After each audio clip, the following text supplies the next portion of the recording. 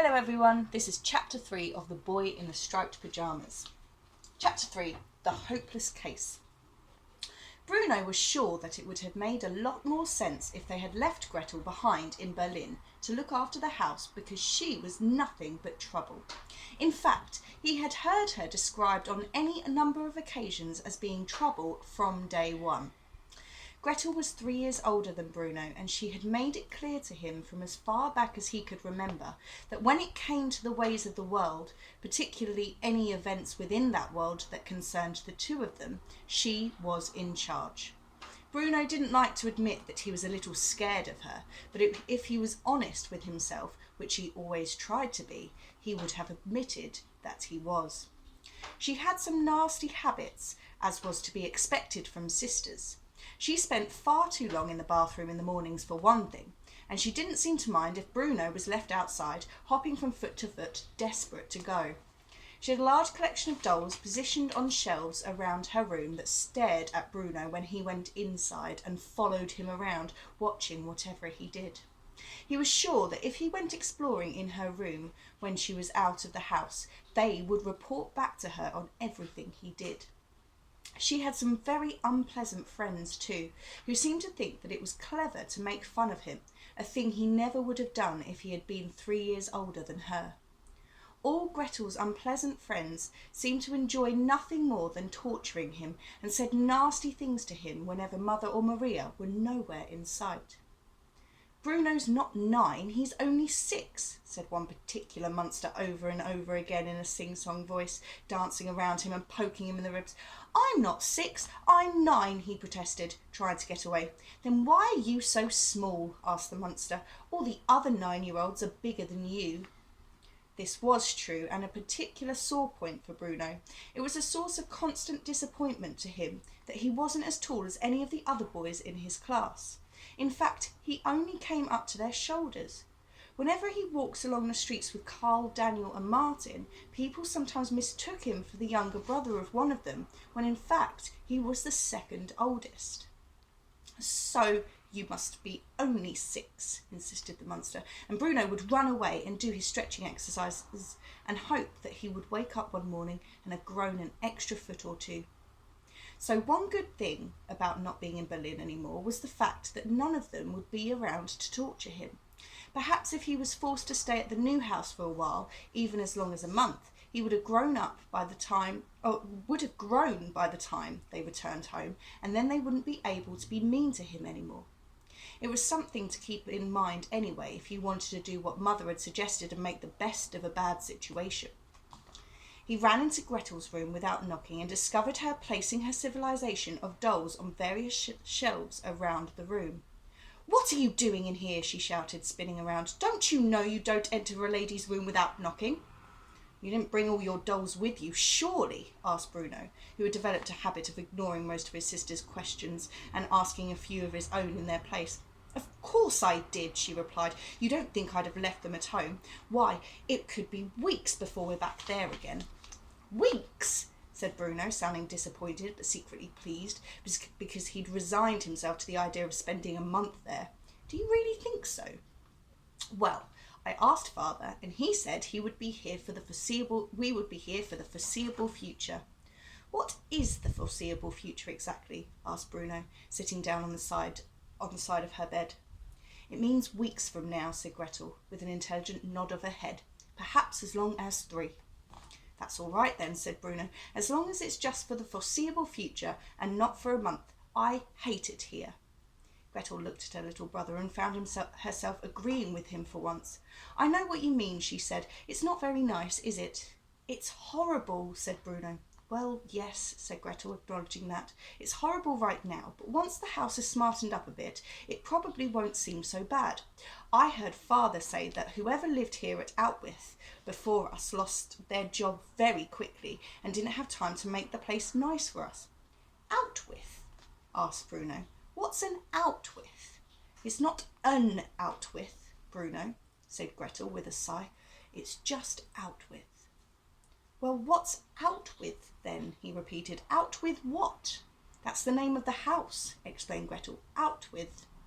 Bruno considered this. He hadn't seen any sign on the outside to say that That was what it was called, nor had he seen any writing on the front door.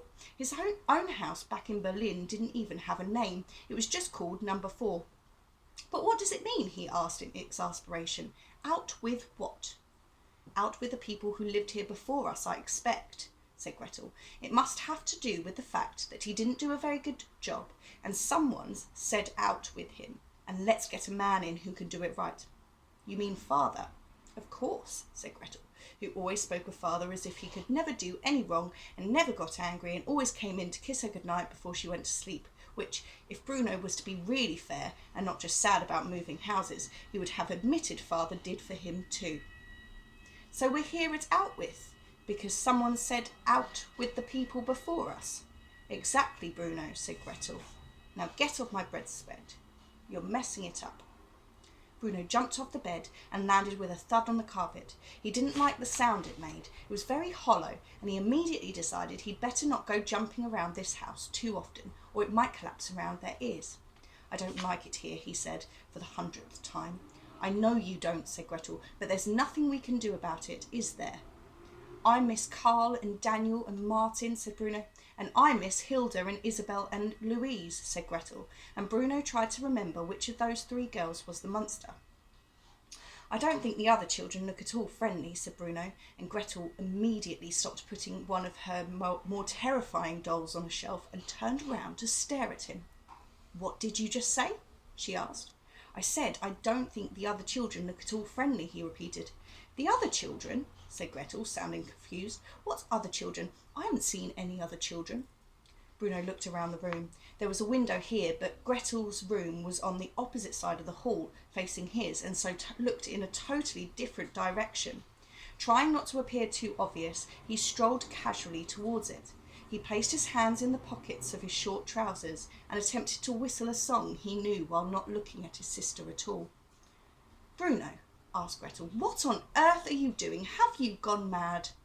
He continued to stroll and whistle, and he continued not to look until he reached the window, which, by a stroke of luck, was also low enough for him to be able to see out of. He looked outside and saw the car they had arrived in, as well as 3 or 4 others belonging to the soldiers who worked for father, some of whom were standing around smoking cigarettes and laughing about something while looking nervously up at the house. Beyond that was the driveway, and further along a forest, which seemed ripe for exploration. Bruno, will you please explain to me what you mean by that last remark? Asked Gretel. There's a forest over there, said Bruno, ignoring her. Bruno, snapped Gretel, marching towards him so quickly that he jumped back from the window and backed up against a wall. What? He asked, pretending not to know what she was talking about. The other children, said Gretel. You said they don't look at all friendly.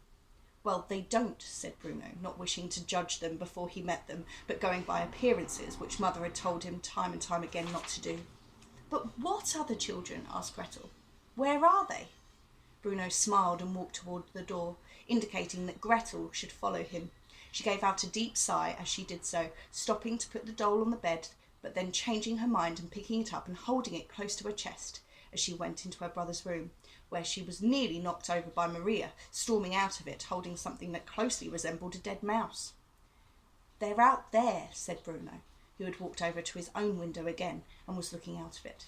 He didn't turn back to check that Gretel was in the room. He was too busy watching the children. For a few moments he forgot that she was even there. Gretel was still a few feet away and desperately wanted to look for herself, but something about the way he had said it and something about the way he was watching made her feel suddenly nervous. Bruno had never been able to trick her before about anything, and she was fairly sure that he wasn't tricking her now, but there was something about the way he stood there that made her feel as if she wasn't sure she wanted to see these children at all. She swallowed nervously and said a silent prayer that they would indeed be returning to Berlin in the foreseeable future, and not in a month as Bruno suggested. Well, he said, turning round now and seeing his sister standing in the doorway, clutching the doll, her golden pigtails perfectly balanced on each shoulder, ripe for the pulling. Don't you want to see them? Of course I do, she replied, and walked hesitantly towards him. Step out of the way then, she said, elbowing him aside. It was a bright sunny day that first afternoon in Outwith, and the sun reappeared from behind a cloud, just as Gretel looked through the window. But after a moment her eyes adjusted and the sun disappeared again, and she saw exactly what Bruno had been talking about. And the questions for this chapter are: how well do Bruno and Gretel get on? And who is in your family, and what fun things have you done with them?